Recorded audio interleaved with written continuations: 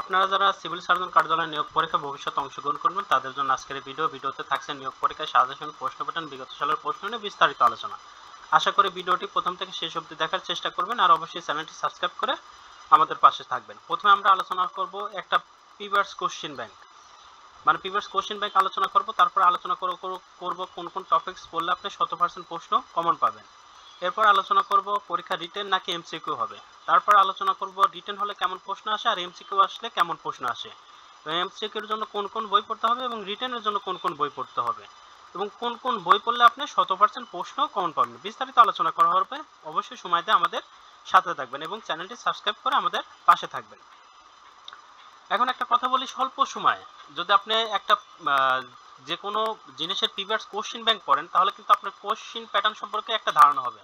আমাদের কাছে সিভিল সার্জনের বিগত সালে বিভিন্ন জেলার কোশ্চেন প্যাটার্নগুলো দেওয়া আছে, মানে কোশ্চেন ব্যাংকটা দেওয়া আছে সিভিল সার্জন জব রিভিউ এই পিডিএফে।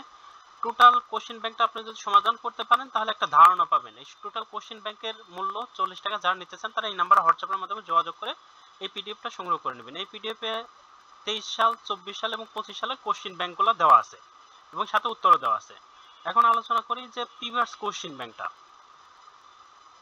পদের নাম স্বাস্থ্য সহকারী, স্বাস্থ্য সহকারী, স্টোর কিপার, অন্যান্য যে পদগুলো আছে, তারপরে আপনার পরিসংখ্যানবিদ, এরকম যে পদগুলো আছে সবগুলো পদের প্রশ্ন প্যাটার্ন প্রায় সেম। যদি একই টাইমে পরীক্ষা হয় তাহলে একই প্রশ্নের উপর পরীক্ষা না হয়, আর যদি আলাদা টাইমে পরীক্ষা হয় তাহলে আলাদা প্রশ্নের উপর পরীক্ষা না হয়, কিন্তু প্রশ্ন প্যাটার্ন সেমই থাকে। যেমন এই প্রশ্নে সময় দেওয়া হয়েছিল 90 মিনিট, মার্ক ছিল 80। প্রশ্নটা কেমন ছিল? বাংলার জন্য গিরি শব্দের 5টি প্রতিশব্দ লিখুন। তাহলে প্রতিশব্দ থেকে প্রশ্ন হচ্ছে গিরি, পাহাড়, পর্বত, অচল, শৈল, ভূধর। বাংলাদেশের জাতীয় সঙ্গীতের রচয়িতাকে? সুরকারকে? তিনি কি খেতাব খ্যাত? জন্মসাল কত? তিনি কোন দেশের নাগরিক? তাহলে আমরা জানি জাতীয় সঙ্গীত রচয়িতা রবীন্দ্রনাথ ঠাকুর। এই সুরকারকে? রবীন্দ্রনাথ ঠাকুর নিজেই। তিনি কেন খেতাবে খ্যাত, মানে কোন খেতাবে খ্যাত? তিনি অবশ্যই নোবেল পুরস্কার পান 1910 সালে। জন্মসাল কত? জন্ম 1861 সালে। তিনি কোন দেশের নাগরিক পান? নাগরিক তিনি বাংলাদেশের নাগরিক ছিলেন না, তিনি ব্রিটিশ ভারতের নাগরিক ছিলেন। তিনি কিন্তু ভারতেরও নাগরিক না, তিনি ব্রিটিশ ভারতের নাগরিক ছিলেন। আর তাকে কি নামে অব্যাহত করা হয়? তাকে বিশ্বকবি বা কবিগুরু নামে ভূষায়িত করা হয়। বাংলাদেশের জাতীয় কবির 5টি কাব্যগ্রন্থের নাম লিখুন। মানে কাজী নজরুল ইসলামের 5টি কাব্যগ্রন্থের নাম লিখতে বলা হয়েছে। জাতীয় কবি বলতে কাজী নজরুল ইসলাম। বাংলাদেশের জাতীয় কবি কাজী নজরুল ইসলামের 5টি কাব্যগ্রন্থ হলো অগ্নিবীণা, বিষের বাসী, বাংলার গান, দোলন চাপা, চক্রবাক। সন্ধি বিচ্ছেদ করুন। অদক্ষ, অধিযোগ, অক্ষ, অদক্ষ। যথার্থ, যথা প্লাস অর্থ, যথার্থ। জৈনিক, জোন প্লাস এক, জৈনিক। ভক্ত, বস প্লাস তো, ভক্ত। সংখ্যা, সম প্লাস খা, সংখ্যা। সংজ্ঞা লিখুন। কারক শব্দ, পদ, কাল, নিমিত্ত, অতীত। মানে এইগুলার আপনাদের কি করতে হবে? সংজ্ঞা লিখতে হবে। আমরা অবশ্যই এগুলা সংজ্ঞা সবাই পারি। কারকের সংজ্ঞা কি? ক্রিয়া সংগঠিত হওয়ার সময়কেই কারক বলে। শব্দ কি? বাক্যে ব্যবহৃত অর্থবোধক যে কোনো ধ্বনিগুচ্ছকেই শব্দ বলে। মানে এক বা একাধিক ধ্বনিগুচ্ছ যখন কোনো অর্থ প্রকাশ করে তাকেই শব্দ বলে। পদ কি? বাক্য ব্যবহৃত প্রত্যেকটা শব্দই এক একটি পদ। কাল কি? মানে ক্রিয়া সংঘটিত সময়কেই কাল বলা যাচ্ছে। নিবৃত্ত অতীত কি? নিবৃত্ত অতীত বলে অতীতে কালে যে ক্রিয়া সাধারণত অর্থ ব্যবহৃত হয় তাকে নিবৃত্ত অতীতকাল বলে। মানে অতীতকালে যে কাজগুলো আমরা অভ্যাসভাবেই করি, মানে অভ্যাসে করি, সেটাই হলো নিবৃত্ত অতীতকাল। Write the down antonym following words. মানে নিচে যে ওয়ার্ডগুলো দেওয়া থাকবে সেই ওয়ার্ডগুলো কি লিখতে হবে? অ্যান্টোনিম মানে বিপরীত শব্দ। Day, busy, energetic, quick, seldom. এই শব্দগুলো বিপরীত শব্দ। ডে এর পরিবর্তে night, busy free, energic dull, quick slow বা লেজি, সেলডম মানে ফ্রিকুয়েন্টলি। সেলডম এর বিপরীত শব্দ frequently. Write down the Bengali meaning of the following word. ওয়ার্ডগুলোর বেঙ্গলি মিনিং লেখো। আমরা অবশ্যই এখানে যে ওয়ার্ডগুলো দেওয়া আছে একদম সহজ ওয়ার্ড, সবাই পারো। ফিল ইন দ্য ব্ল্যাঙ্কস, শূন্যস্থান পূরণ করুন।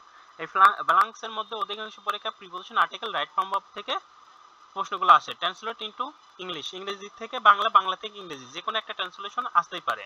তারপরে 6 সেন্টেন্সের একটা প্যারাগ্রাফ লিখতে বলা হয়েছে পদ্মা সেতু সম্পর্কে। এরপরে যে গণিতটা ছিল সেটা সব সময় থাকে। এটা ক্লাস 10 এর তৃতীয় অধ্যায় থেকে একটা প্রশ্ন আসবেই, অবশ্যই আসে এবং আসবেই। ওখান থেকে আপনারা অবশ্যই একটা প্রশ্ন কমন পাবেন। অতএব ক্লাস 10 এর তৃতীয় অধ্যায়, গণিতের তৃতীয় অধ্যায় অঙ্কগুলো পড়ে যাবেন। একজন ব্যক্তি শতকরা 5% আয়কর দেন, তিনি বছরে মোট 2000 টাকা আয়কর দিলে তার মোট আয়কর কত? তাহলে আমরা ক্যালকুলেশন করলে 40,000 আসবে। একটি কলম 11 টাকা বিক্রয় করলে 10% লাভ হয়, কলমটির ক্রয় মূল্য কত? ক্যালকুলেশন করলে আমাদের 10 টাকা আসবে উত্তর। এই প্রশ্নটা যেহেতু আগের, মানে 2024 সালের প্রশ্ন, মানে শেখ হাসিনা সরকার পতন হওয়ার প্রশ্ন এটা, এখানে বঙ্গবন্ধু রিলেটেড প্রশ্ন এসেছিল, কিন্তু এখন আর কিন্তু বঙ্গবন্ধু রিলেটেড প্রশ্ন আর আসবে না। আর এইখানে একটা দেখেন ইপিআই, এই প্রশ্নটা আসবেই, ইপিআই রিলেটেড প্রশ্ন অবশ্যই আপনাদের দিবেই। অতএব ইপিআই সম্পর্কে অবশ্যই আপনারা জেনে যাবেন। ইউনিয়ন পরিষদ মোট নির্বাচন সদস্য সংখ্যা কত? তাহলে ইউনিয়ন পরিষদের মোট নির্বাচন সদস্য সংখ্যা কিন্তু 13 জন। বঙ্গবন্ধুর রচিত 3টি বইয়ের নাম লেখো না, এখন আর আসবে না এগুলা। স্বাধীন বাংলাদেশের স্বীকৃতি দানকারী প্রথম দেশের নাম কি? প্রথম দেশের নাম আসলে আমরা এতদিনও জানতাম ভুটান, কিন্তু এখন কিন্তু ভারত, কারণ প্রথম বাংলাদেশের স্বাধীনতা স্বীকৃতি দেয় ভারত। সেই সময় কিন্তু শেখ হাসিনার একটা বিতর্কিত কথার জন্য আমরা সবাই ভুটান লিখতাম, কিন্তু বর্তমানে এখন এটা কিন্তু ভারত হবে।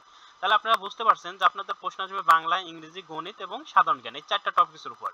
অনেকেই আসছে যে আমাদের নক দিয়ে বলেন ফিজিক্স, কেমিস্ট্রি, বায়োলজি এগুলো দিতে হবে, এগুলো থেকে কোনো প্রশ্ন আসে না ভাই। অতএব এগুলো পড়ে আপনাদের কোনো লাভ হবে না। যদি আপনাদের পড়তে মনে হয় তাহলে পড়তে পারেন, কিন্তু আমাদের কাছে এগুলো নেই। আমাদের কাছে আপনাদের প্রশ্ন যা যা আসবে তাই দেওয়া আছে। এখন কথা হচ্ছে কোন কোন টপিক কোথায় থেকে পড়বো। বাংলার জন্য সন্ধি, সমাজ, বিপরীত শব্দ, এক কথা প্রকাশ, বানান, বাগধারা, সমার্থক শব্দ, কারক, সাহিত্য, অনুচ্ছেদ, এই টপিকগুলো পড়ে নেবেন। আপনার নিজের বই থাকলে সেখান থেকে পড়তে পারেন, অথবা আমাদের পিডিএফ গুলো থেকে পড়ে নিতে পারেন। ইংরেজি জন্য item, phrase, voice, gender, number, narration, changing sentence, translation, preposition, article, right form of verb, এগুলা যে কোনো বই থেকে আপনি পড়তে পারেন, অথবা আমাদের ইংরেজি বই, মানে ইংরেজি যে বইটা আছে সেখান থেকেও পড়ে নিতে পারেন। গণিতের জন্য নবম শ্রেণীর গণিত এবং অষ্টম শ্রেণীর গণিত যদি পারেন যে কোনো জায়গা থেকে সংগ্রহ করে নিয়ে অবশ্যই পড়বেন, এখান থেকেই 100% প্রশ্ন কমন আসবে। আর যদি না পারেন তাহলে আমাদের এই দুইটা বই সম্বলিত গণিত জব রিভিউ, এই বইটির পিডিএফ করা আছে, এখান থেকে পড়ে নিলে ইনশাআল্লাহ গণিত আপনি 100% নিশ্চিতভাবে অ্যান্সার করে আসতে পারবেন। আর সাধারণ জ্ঞানের ক্ষেত্রে বাংলাদেশের ইতিহাস, ঐতিহ্য, ভাষা আন্দোলন, তারপর সাম্প্রতিক সময়ের ঘটনাবলী, এইগুলো একটু ভালো করে দেখে যাবেন। এখন অনেকেরই কথা যে আমরা কোন কোন বই পড়লে 100% প্রশ্ন কমন পাবো। এখানে যে বইগুলো দেওয়া আছে সবগুলো বইয়ের যদি পিডিএফ সংগ্রহ করে নিতে পারেন আপনি 100% প্রশ্নই কমন পাবেন। সবগুলো বইয়ের পিডিএফ এর মূল্য কিন্তু 100 টাকা। আর যদি পারেন আমাদের পিডিএফ যদি ভালো না লাগে বা নিতে না চান যে না আমরা বই সংগ্রহ করব, তাহলে যে কোনো লাইব্রেরি থেকে কিন্তু বই সংগ্রহ করতে পারেন। এখন রিটেনের জন্য কোন বই পড়বো আর এমসিকিউর জন্য কোন বই পড়বো? রিটেনের জন্য শুধুমাত্র সিভিল সার্জন জব রিভিউ, এই বইটা পিডিএফ এর মূল্য 40 টাকা, এটা পড়লেই হবে। আর যদি এমসিকিউ হয় তাহলে আপনাদের এখানে যেগুলো লেখা আছে, এখানে যেগুলো দেখানো হয়েছে সবগুলাই কিন্তু পড়তে হবে। এমসিকিউ হলে এর কোনো সিলেবাস নেই, টোটাল আপনাকে পড়তে হবে। এখান থেকে পড়লে 100%ই আপনি এমসিকিউ কমন পাবেন। যারা নিতে চান তারা স্ক্রিনশট দিয়ে এই নাম্বারে হোয়াটসঅ্যাপের মাধ্যমে যোগাযোগ করে পিডিএফ গুলো সংগ্রহ করে নিতে পারেন। পিডিএফ সবগুলো পিডিএফ এর মূল্য কিন্তু 100 টাকা। এখন এমসিকিউ প্রশ্ন কেমন আসে, রিটেনের প্রশ্ন কেমন আছে? এমসিকিউর প্রশ্ন 80 মার্ক থাকবে, 90 মিনিটই সময় দেওয়া হবে, মানে 1.5 ঘন্টা। আপনাদের 4টা অপশন দেওয়া থাকবে, একটা অপশন বেছে নিতে হবে। এরকম 80টা এমসিকিউ দাগাইতে হবে, 1.5 ঘন্টা সময় দিবে। আপনি খুব ধৈর্য সহকারে ধীরে সুস্থে দাগে আসবেন, কারণ এখানে পর্যাপ্ত সময় পাওয়া যায় এমসিকিউ ক্ষেত্রে। আর রিটেনের ক্ষেত্রেও কিন্তু 80 মার্কের রিটেন হবে, সময় দেওয়া হবে 90 মিনিট। প্রশ্ন কিন্তু ওই একই কোয়ালিটি, কিন্তু এখানে অপশন দেওয়া থাকে এমসিকিউর ক্ষেত্রে, রিটেনের ক্ষেত্রে কোনো অপশন দেওয়া থাকে না, আপনাকে মুখস্থভাবে লিখে দিতে হয়। কিন্তু এটার একটা সিলেবাস আছে, মানে এটা নির্দিষ্ট টপিকস পড়ে গেলে ইনশাআল্লাহ আপনি কভার করতে পারবেন। এটার জন্য আপনাকে অবশ্যই এই শুধুমাত্র রিটেনের জন্য সিভিল সার্জন জব রিভিউ এটা পড়বেন, আর যারা এমসিকিউর জন্য পড়বেন তারা টোটাল প্যাকেজ পড়বেন। এখন কথা হলো যে আমরা কিভাবে বুঝবো যে এমসিকিউ পরীক্ষা হবে নাকি রিটেন পরীক্ষা হবে? এটা কোনো তরেই বোঝার ওয়ে নেই, কারণ আপনারা আবেদন করতেছেন, আবেদন করার পর অনেক সময় অ্যাডমিট আসে, অ্যাডমিটের পর কিন্তু লেখা থাকে। এখন যদি অ্যাডমিট আসার যখন আসবে তখন কিন্তু আপনার হাতে আর সময় থাকবে না, কারণ আপনি অ্যাডমিট আসার পর সর্বোচ্চ সময় পাবেন 10 দিন থেকে 15 দিন, অথবা 3 দিনও অনেক সময় আছে, 7 দিন সময় পাবেন সর্বোচ্চ। তাহলে আপনি এই 7 দিনে কি পড়বেন? পড়ে কিন্তু তখন পাস করতে পারবেন না। এই কারণে আগে থেকে বলতেছি, আগে থেকেই বইগুলো সংগ্রহ করে নিতে পারেন, নিয়ে পড়াশোনা করুন। আমাদেরটা নিতে হবে এমন কিন্তু না, আপনি যে কোনো লাইব্রেরি থেকে বইগুলো সংগ্রহ করে নিয়ে আপনাদের নিজেদের মতন করে পড়াশোনা শুরু করুন। আগে থেকেই পড়তে থাকুন, যারা আবেদন করছেন আগে থেকেই পড়ুন। এমসিকিউর জন্য এই সবগুলা, আর রিটেনের জন্য শুধুমাত্র এইটা। তো আজকের ভিডিও এখানেই শেষ করছি। আপনাদের যদি ভিডিওটা ভালো লেগে থাকে অবশ্যই সাবস্ক্রাইব করে আমাদের পাশে থাকবেন। আল্লাহ হাফেজ।